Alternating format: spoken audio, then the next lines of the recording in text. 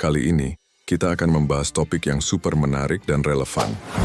Mengapa suatu ormas merasa paling jago? Pernah nggak sih kalian lihat organisasi masyarakat atau ormas yang seolah-olah merasa paling unggul, paling kuat, atau bahkan paling benar dibandingkan yang lain? Entah itu di dunia nyata atau di media sosial, fenomena ini sering banget kita temui, terutama di Indonesia, di mana ormas punya peran besar dalam dinamika sosial dan politik. Tapi, apa sih yang membuat ormas-ormas ini merasa seperti superhero di antara kelompok lain? Apakah ini cuma soal ego kolektif, atau ada sesuatu yang lebih dalam dari sudut pandang psikologi? Di video kali ini kita akan bedah fenomena ini pakai kacamata psikologi kelompok, termasuk bagaimana ormas kadang dimanfaatkan untuk kepentingan politik dan teknik-teknik yang mereka gunakan untuk menekan atau memperdaya pihak lain. Plus, kita akan bahas contoh nyata dari Indonesia yang bikin fenomena ini makin jelas. Jadi, siapkan camilan, duduk manis, dan yuk, kita mulai. Oh ya, jangan lupa like, subscribe, dan nyalain lonceng notifikasi biar nggak ketinggalan konten seru lainnya.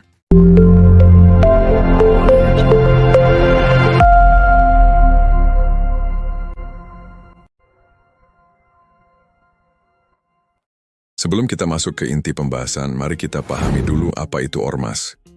Menurut Undang-Undang Nomor 17 Tahun 2013, ormas atau organisasi kemasyarakatan adalah organisasi yang dibentuk secara sukarela oleh masyarakat berdasarkan kesamaan aspirasi, kebutuhan, atau tujuan untuk mendukung pembangunan nasional sesuai Pancasila dan UUD 1945.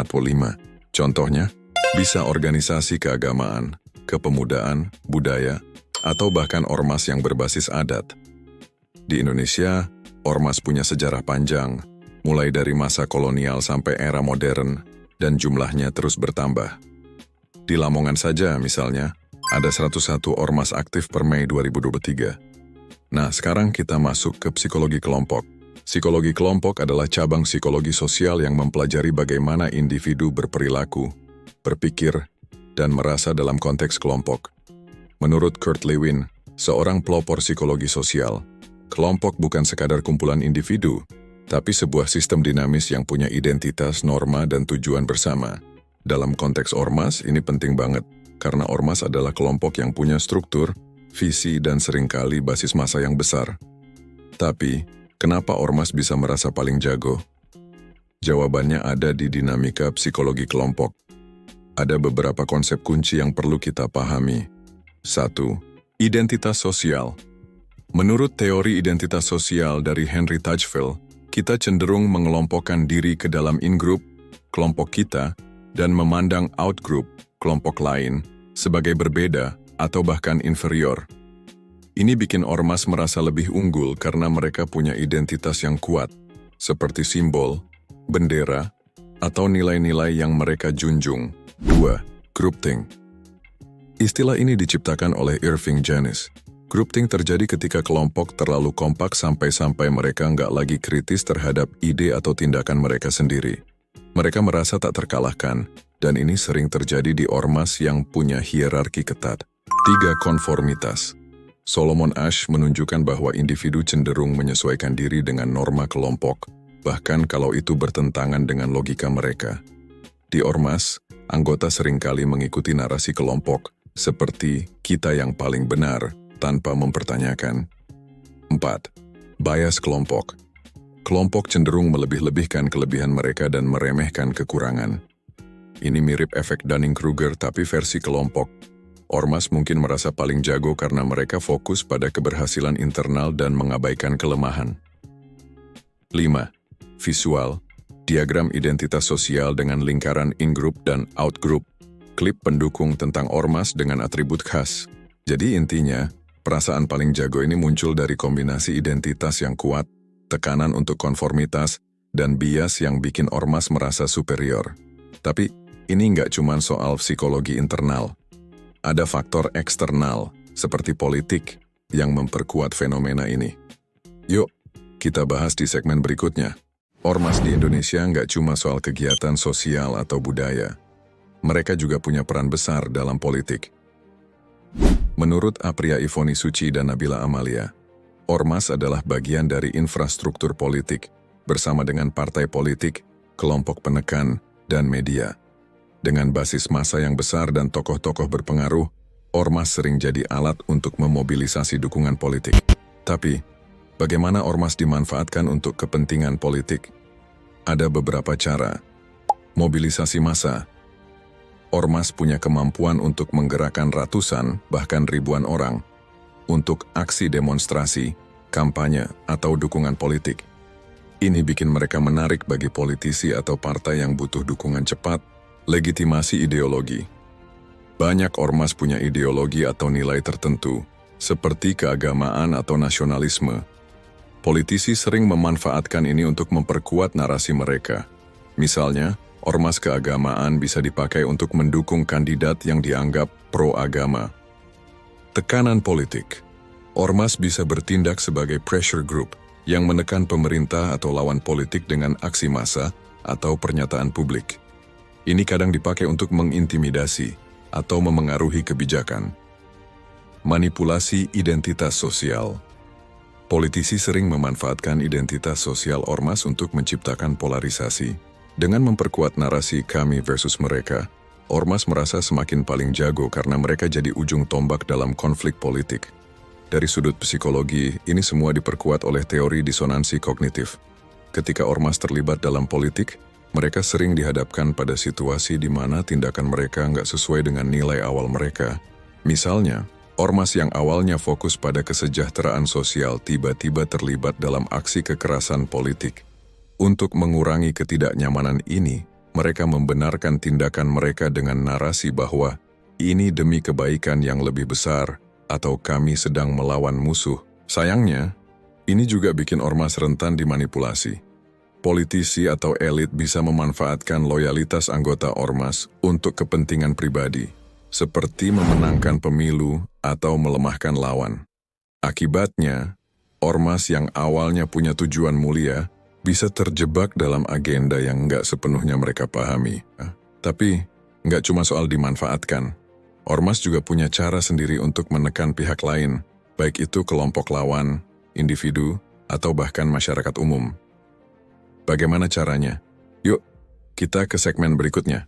Ormas dengan kekuatan massa dan identitas kolektifnya kadang menggunakan teknik tertentu untuk menekan atau memperdaya pihak lain. Dari sudut psikologi kelompok, teknik-teknik ini memanfaatkan dinamika sosial dan emosi untuk mencapai tujuan mereka, entah itu untuk mempertahankan dominasi, menekan lawan, atau memengaruhi opini publik. Berikut beberapa teknik yang sering digunakan. 1. Intimidasi massa. Ormas sering menggelar aksi massa, seperti demonstrasi atau sweeping, untuk menciptakan rasa takut. Psikologisnya, ini memanfaatkan efek kekuatan kelompok di mana individu merasa lebih berani saat bertindak bersama. Intimidasi ini bisa menargetkan kelompok lain, individu, atau bahkan aparat. Propaganda dan framing. Ormas sering menyebarkan narasi yang memperkuat identitas mereka sebagai pahlawan dan menggambarkan lawan sebagai penutup. Ini memanfaatkan kognisi sosial, di mana orang cenderung menerima informasi yang sesuai dengan keyakinan mereka. Misalnya, ormas bisa menyebarkan isu bahwa kelompok tertentu mengancam nilai-nilai luhur. 3. Tekanan psikologis melalui stigma. Ormas kadang melabeli korban dengan cap negatif, seperti kafir, pengkhianat, atau anti-Pancasila. Ini menciptakan stigma sosial yang bikin korban dikucilkan atau kehilangan dukungan masyarakat. 4. Manipulasi emosi. Dengan memanfaatkan arousal emosi, ormas sering membangkitkan kemarahan atau rasa takut di kalangan anggota atau masyarakat. Misalnya, mereka bisa memprovokasi dengan isu sensitif seperti agama atau etnis untuk memobilisasi dukungan. 5. Gaslighting kolektif. Dalam beberapa kasus, ormas menggunakan narasi untuk membuat korban atau masyarakat meragukan realitas mereka sendiri. Misalnya, mereka bisa mengklaim bahwa aksi kekerasan mereka hanya reaksi wajar atau demi keadilan. Padahal faktanya berbeda. Dari sudut psikologi, teknik-teknik ini efektif karena mereka memanfaatkan bias konfirmasi, kecenderungan untuk mempercayai informasi yang mendukung pandangan kita, dan efek spiral keheningan, di mana orang-orang yang nggak setuju memilih diam karena takut dikucilkan. Tapi, ini bukan cuma teori. Di Indonesia, kita punya banyak contoh nyata di mana ormas menggunakan teknik-teknik ini, baik secara sengaja maupun enggak. Salah satu kasus yang mencolok terjadi di Surabaya pada tahun 2019. Penasaran? Yuk, kita bahas di segmen terakhir. Sekarang, kita masuk ke contoh nyata yang bikin semua teori tadi jadi lebih jelas. Kita akan bahas insiden di asrama mahasiswa Papua di Surabaya pada 16 Agustus 2019.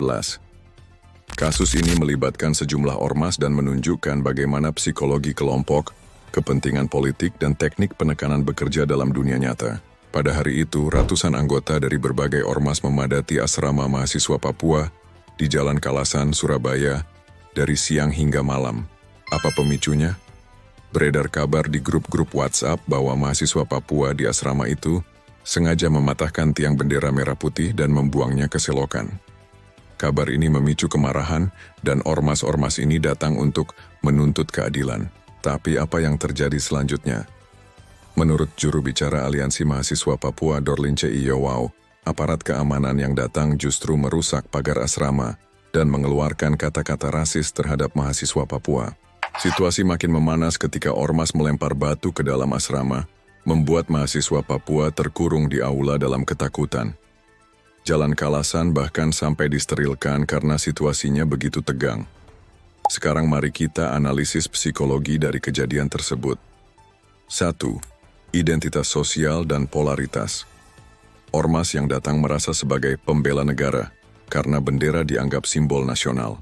Ini memperkuat identitas mereka sebagai in-group yang patriotik dan memandang mahasiswa Papua sebagai out-group yang mengkhianati. Padahal, nggak ada bukti kuat bahwa mahasiswa Papua benar-benar melakukan tindakan itu. 2. Propaganda dan manipulasi emosi. Kabar di WhatsApp tentang bendera yang dipatahkan adalah contoh propaganda yang memicu kemarahan kolektif. Ini memanfaatkan isu sensitif nasionalisme untuk membangkitkan emosi massa sesuai dengan teknik manipulasi emosi yang kita bahas tadi. 3. Intimidasi massa. Kedatangan ratusan anggota ormas ditambah aksi pelemparan batu adalah bentuk intimidasi massa yang menciptakan rasa takut pada mahasiswa Papua. Ini juga diperparah oleh kata-kata rasis dari aparat yang menambah tekanan psikologis pada korban. 4. Kepentingan politik. Meski nggak disebutkan secara eksplisit, insiden ini terjadi di tengah ketegangan politik terkait isu Papua.